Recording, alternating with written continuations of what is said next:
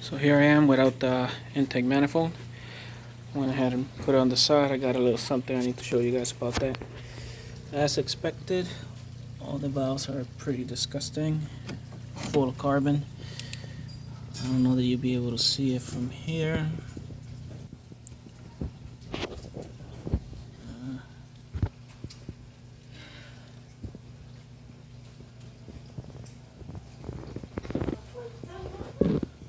See that? That right there. Pretty much they're all the same.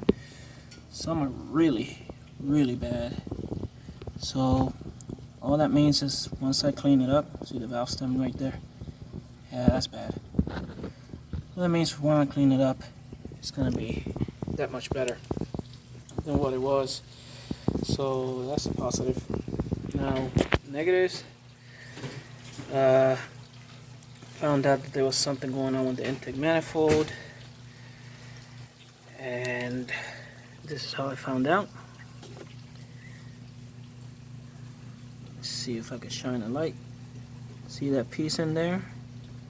Yeah, that's not supposed to be there.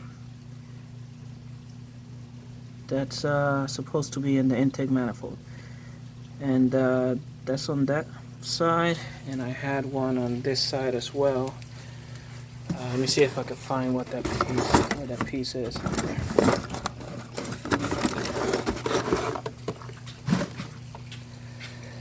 So here's the little piece.